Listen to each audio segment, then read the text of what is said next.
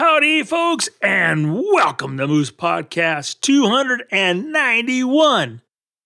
Boy, it's been another great week here at the ranch, and from hearing you folks, hey, and thanks so much for your support. I know many of you are out there really enjoying spring. A lot of spring migrants have come up, and some of you folks shared some really nice shots with me. Tim, they're gorgeous. So keep it up, guys. I appreciate your support, but more importantly, I appreciate you sharing your images with everyone to get them involved in our wild heritage. Also want to thank my good friends at Bedford Camera, bedfords.com. You guys have been hearing about Bedfords from me for years, and their support keeps on growing. There's just even Twitter and Facebook, all you see is love notes from all the experiences photographers have with Bedfords, and they're there for you. So you get something you need to buy, you need some advice, you need to sell something, you need help, head to bedfords.com, call up the store, drop on in, and make sure you use that special discount, MOOSE. It's going to save you 5%. And for most people, no sales tax and free shipping over $99. So thank you, bedfords.com. I'm going to jump into this week's episode. Strategy, landscape photography. Now, you might have listened to the last one, strategy wildlife photography, and think it's about the same thing. Yes and no. Talking, you might think I talk a lot. You might wonder how I get so much work done. Well, I'm not going to tell you. I say talking. Normally it's text or email. But anyway, a friend of mine who's a national park ranger.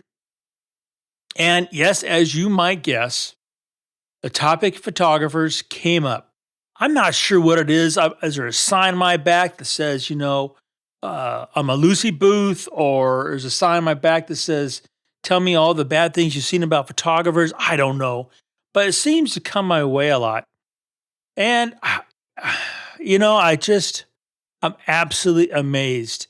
Some places, it sounds like there's now even tripod wars. That's the word that was used to me because some people wanted the spot, and some people thought that other people had been there too long and they deserved a chance. Well, as you can imagine, it didn't turn out well, not for anything or anybody, especially when, a ranger had to get involved. And that's not the only example. Back in the day, with film, there's always film canisters, trash on the ground, always giving us a black eye. Then there's a number of national parks that have outlawed or regulated against light painting. What is it about us photographers that we feel like we've got to shoot ourselves in the foot? Because it seems like it just continues. Ask yourself this one question, because I ask myself this question every time I go out shooting. How many photographs do you need to tell your story? How many photographs are you going to share with somebody? In this day and age of, mobile devices, the answer is typically one, maybe two. So if that is the case, what's with all this kind of combative, aggressive landscape photography when you just need the one? Let me use one of my favorite scenarios as an example. Mesa Arch in Canyonlands National Park. I know you've seen photographs of Mesa Arch. It's not like uncommon. If you've never been there, the name Arch gives you the definite, feeling that you've got something big and grand. And the first time I went there, it's probably been 20 years now. I got there and I looked. I go, I don't see an arch. It's kind of like a hole more than anything else, and it certainly isn't big. So then I shot it with, at the time, the 16 fisheye, and I made that arch a real arch. That got real popular, and then it just got more and more popular to the point where when I went back a few years later, this Mesa Arch, which I'm going to say 40 feet, maybe 50 feet long, had 100 plus photographers there, pushing and shoving, trying to get this shot, get it before sunrise. And it was bedlam. It was bedlam. And I just stood back, and Sharon and I stood back, and we just watched it. We didn't want to be part of it. Went back a couple years later, went with some friends. In fact, it was a digital landscape workshop series. And even though I had a permit to be there, it didn't mean I had a permit to exclude anybody, which it belongs to everybody. I don't think anybody should be excluded. And I thought the time before was bad. This time was horrible because not only was that, oh boy, there was a couple key people there just ready, horrible. And then 3 busloads of tourists showed up who came in and were there just long enough to get a selfie, and then they'd leave, and they didn't care who you were. They get right in front of your camera, take the picture. Oh my gosh, I have never seen so many angry people when they're supposed to be doing a celebration. And to get to my point, I was there with my good friend Joe McNally, and the sun had come up. It was way up, probably an hour after sunrise, maybe more. And we were just literally kind of taking in the show and enjoying the moment. Joe, being Joe, was taking portraits for people. That was half a hoot to watch. And then it was just the DLWS staff. There's literally nobody else there. And technically the light was, horrible, and the sun was up. Joe and I both grabbed a 50 millimeter 1.4 lens. That was it. Your basic, back in the day, kit lens, 51.4. We stood way back because there was nobody there. And we both made for ourselves our favorite picture of Mesa Arch. So what's the point? Well, how many of you, including myself, have gotten up bloody early, especially after just arriving someplace the night before? After doing all our homework, we get somewhere and we're all psyched up. We could have the latest camera body we just bought, or the latest lens, or both. We could have traveled, for a whole day before to get there. We could be bush tired. And we get to that spot and somebody else is in it. There's clouds. There's a whole number of things that be going wrong. And rather than just celebrating the fact we're there and making lemonade out of it, it just turns to the point where it gets goofy. There's a lot of places now where when it goes goofy, somebody's seeing it, somebody's recording it. And as we all know, it just takes one to ruin it for everybody. So how about a strategy for landscape photography? 1, take a deep breath. Like I like to say, 10-2. You just need to make that one photograph that expresses what you're seeing at that moment. And it could be that if you were to take the fact that those people are in that spot you think you have to have, and you said, okay, I don't got that spot. What if I go to this spot or that spot? What if I don't use the lens I see everybody else using? I use a different lens. What if, the possibilities, as you know, as a photographer, are endless. What if you take that sign that you shouldn't be shooting right there and follow that what if? It could just produce that photograph that everybody goes, wow, I wish I thought of that. When I shoot with a group of people, a lot of the times I let them take what they think and feel is the best spot. And that is fine. I have that, if everybody's having fun, really, who gives a shit, right? Everybody's having fun. You're going to make the photograph because you're having fun that's going to represent that fun. And when you look at that photograph, you're not going to say, oh, there's a lot of noise in that picture. Oh, you're going to remember the fact you had fun.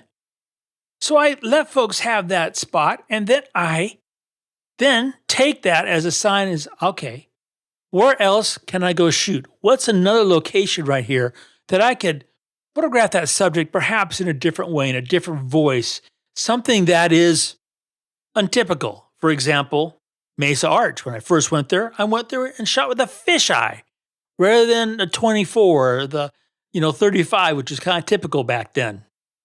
And then after that was played out, I went back to what? The normal lens. You could do the same thing. It's a real simple strategy to make things happen. And I have a whole lot of faith, and everybody who's listening to this podcast knows this little program called Photoshop.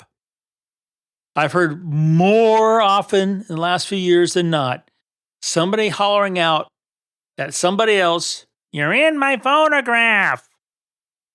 And it's like, okay, you have two options. The first option almost always solves a problem, and that's just wait 5 minutes. I don't know if you ever noticed, photographers don't hold still. Photographers are constantly moving.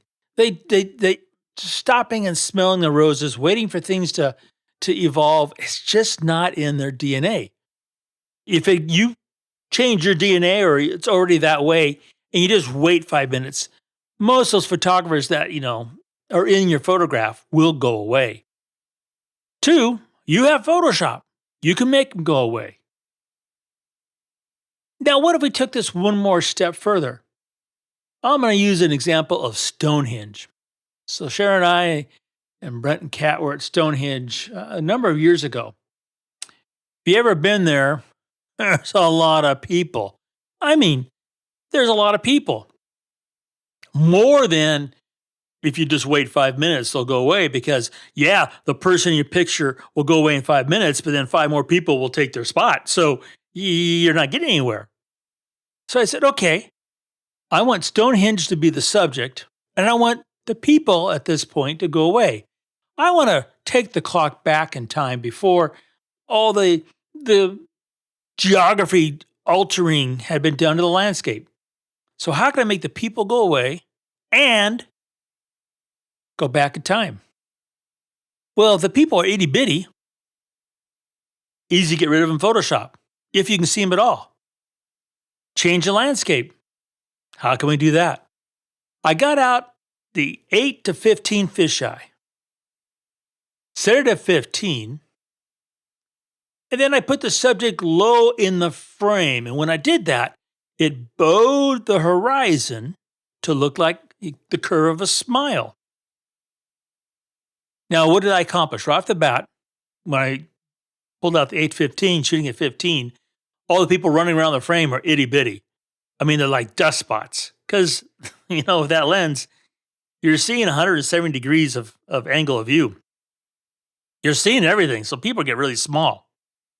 And then I went into Photoshop. What a marvelous program. You ever heard of Photoshop? And I went in and I did a little free transform with Warp. And it took maybe a minute. You go to my website, you can see where I've done a video on a class on it. And I took that horizon that was like a smile and brought it back to somewhat of a straight horizon. But it's got little curves here and there, just like the topography it might have had back when those people brought those rocks to that spot in the first place. A strategy for landscape photography, in all honesty, is a two-parter. And the first one is you've got to dig down deep, and you got to tap your passion, your imagination, and your calm, and just wait a second. Enjoy the view that you've worked hard to get to. Take in that information. It's going to help your photography in a number of ways. The main one is that calm will come through your photograph. Next, perhaps not shoot the iconic photograph. And if you're going to, go when, more likely, people aren't going to be there. And there's a lot of places where if you just walk 5 feet from the parking lot or from the trail, everybody disappears. And the view is, if not similar, in some places it's better. And then remember those tools of the craft that you have available to you. Lens, depth of focus, exposure. Things like shooting low or shooting high, not at eye level. And then the tools that are available to you in the digital darkroom. So then at the end of the day, you reach that one goal we all should have as photographers. And that's that one photograph that encapsulates that moment, our feelings, the cool air, the breeze, whatever it is we are taking in. That one photograph should wrap that up in a big, beautiful bow. And that's what you should be sharing with the rest of us about our wild heritage and why we should go about preserving it and being part of the solution and not the problem. So, strategies for landscape photographers. Not going to cost you any money, and it's definitely going to bring you a ton of benefits. Ponder it. It might help.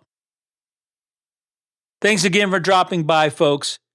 And remember to make every click your photograph.